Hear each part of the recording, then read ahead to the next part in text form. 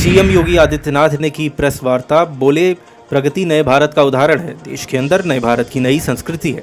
इससे जन शिकायतों का समाधान हो रहा है। काम की जवाबदेही तय होती है। मोदी जी ने प्रगति पोर्टल लॉन्च किया था। समयबद्ध तरीके से काम होता है। समय की बर्बादी रुक जाती है। काम तेज होता है। 86 लाख करोड़ के प्रोजेक्ट को गति मिली है। 3158 मुद्दों में 2058 मुद्दों का समाधान किया गया। यूपी में ये गेम चेंजर के रूप में साबित हुआ है। यूपी में आज कई प्रोजेक्ट संचालित हो रहे हैं। यूपी का इंफ्रास्ट्रक्चर आगे बढ़ रहा। देश का पहला रोपवे यूपी में बन रहा। यूपी में देश का सबसे बड़ा इंफ्रास्ट्रक्चर है। सभी प्रोजेक्ट्स समय से पूरे हो रहे। समय का हमें विशेष ध्यान रखना चाहिए। कांग्रेस सांसद तनुज पुनिया का बयान, बोले जल्द राम मंदिर जाएंगे राहुल गांधी। राम मंदिर का काम पूरा हो चुका है। अब राहुल गांधी दर्शन करने जाएंगे। अभी मंदिर अधूरा था, इसलिए नहीं गए थे। अधूरे मंदिर में पूजा भला कौन करने जाता।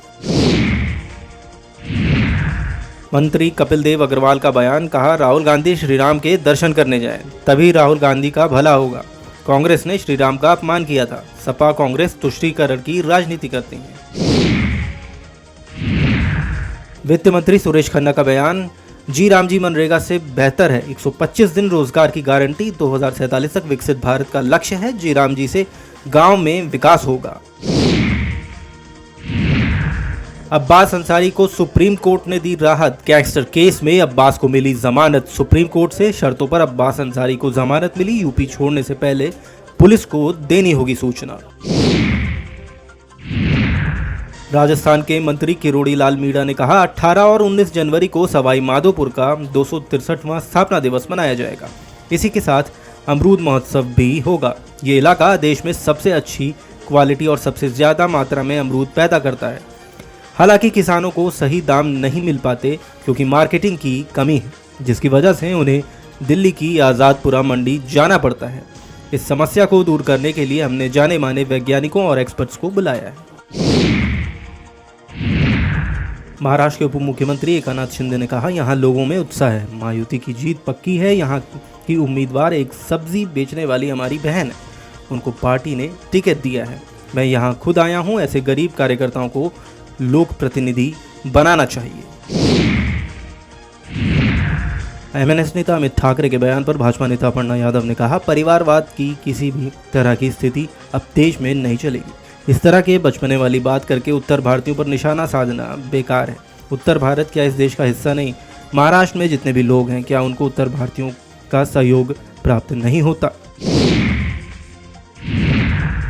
भारतीय सेना प्रमुख जनरल उपेंद्र द्विवेदी ने कहा, जहां तक ड्रोन का सवाल है, हमने जो ड्रोन देखे हैं वे बहुत छोटे ड्रोन हैं। वे अपनी लाइट जला कर आते हैं।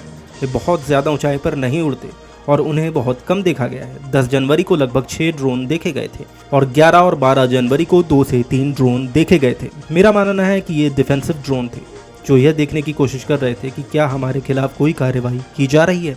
हो सकता है कि वे ये भी देखना चाहते हो कि भारतीय सेना में कोई कमी या ढिलाई तो नहीं। पीडब्ल्यूडी मंत्री परवेश सिंह साहिब वर्मा ने कहा, जो सड़कें कई सालों से टूटी थीं, हमारी सरकार ने कई सड़कों का काम कर लिया है और टेंडर करके आज काम शुरू हो रहा है। ये सड़कें ऐसी हैं जहां से लाखों गाड़ियां निकलती हैं और धूल उड़ती है। हमारी सरकार ने कहा है कि जल्द ही इन सड़कों की मरम्मत करके नया बनाया जाएगा। मध्य प्रदेश सरकार में मंत्री कैलाश विजयवर्गीय ने कहा, प्रधानमंत्री हमेशा तकनीक के पक्ष में रहते हैं। नई तकनीक का सबको उपयोग करना चाहिए। मुख्यमंत्री मोहन यादव ने भी ई कैबिनेट प्रारंभ की है और पूरा एजेंडा भी टैब में आ रहा है।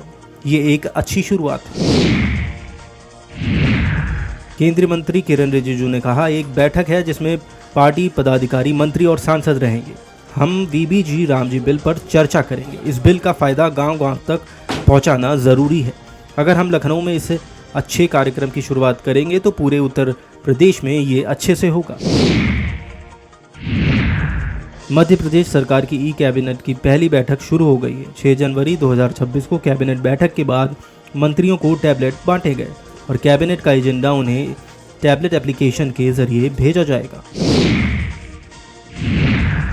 महाराष्ट्र के मुख्यमंत्री देवेंद्र फडणवीस ने स्थानीय निकाय चुनाव पर कहा, भाजपा के उम्मीदवारों के लिए हम मिलकर आज प्रचार कर रहे हैं और यहां हमको अच्छा यश मिलेगा। प्रधानमंत्री कौशल विकास योजना में अनियमितताओं पर आरजेडी सांसद मनोज कुमार झा ने कहा, ये अनियमितताएं बुनियाद पर ही खड़ी हैं। मैं दर्जनों उदाहरण दे सकता हूं कि कैसे फेक बिल्डिंग में चीज़ें चल रही हैं, प्रमाण पत्र नकली जा रहे हैं और असली वाले पैसे इकट्ठा हो रहे हैं। अगर सीएजी ने इसे फ्लैग किया है तो इसको गंभीरता से लेना चाहिए। मकर संक्रांति 2026 और बिहार के राज्यपाल आरिफ मोहम्मद खान ने कहा, मैं मानता हूं कि ये हमारा बहुत बड़ा त्यौहार है। ये त्यौहार जीवन की गतिशीलता को दिखाता है, जिसको महसूस भी ना किया जाए और परिवर्तन आ जाए उसका घोतक है। इस मौके पर मैं सभी को बधाई देता हूँ।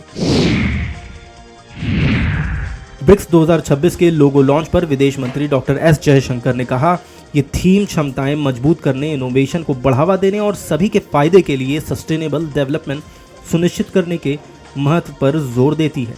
आज हमने जो लोगो लॉन्च किया है वह इसी सोच को दिखाता है। इसमें परंपरा और आधुनिकता के तत्व शामिल हैं और पंखुड़ियों में सभी ब्रिक्स सदस्य देशों के रंग हैं। बिहार के मुख्यमंत्री नीतीश कुमार की समृद्धि यात्रा पर बिहार सरकार में मंत्री दिलीप कुमार जायसवाल ने कहा, बिहार विधानसभा चुनाव से पहले मुख्यमंत्री नीतीश कुमार प्रगति यात्रा पर निकले थे। यात्रा में उन्होंने जनता से संवाद किया और प्रशासन को दुरुस्त करने का काम किया था। और भी कई निर्णय लिए गए थे। इसके माध्यम से जनता की समस्याओं को सुनने का मौका मिलता है। बिहार कैसे मजबूत हो, इसके लिए भी यात्रा कारगर साबित हुई। महाराष्ट्र के उप मुख्यमंत्री अजित पवार ने पुणे और पिंपरी चिंचवड नगर निगम स्थानीय निकाय चुनाव पर कहा, मैं प्रेस कॉन्फ्रेंस करके वहां की गलतियों को उजागर कर रहा हूं। वहां पर जो कभी सबसे अमीर कॉरपोरेशन था उसे बॉन्ड जारी करने पड़े। उन पर अभी भी अलग अलग डिपार्टमेंट के 4000 करोड़ रुपए के बिल बकाए हैं। काम की क्वालिटी खराब है, वहाँ भ्रष्टाचार बहुत ज़्यादा है। पुणे में भी पानी की भारी कमी है। सबसे पहले लोगों को रोज़ अपनी बुनियादी चीज़ों की कमी को हटाना होगा। दूसरा, रोज़ सफाई होनी चाहिए। तीसरा, प्रदूषण तेज़ी से बढ़ रहा है, उसे कम करना है। इस बारे में फैसले लिए जाने चाहिए।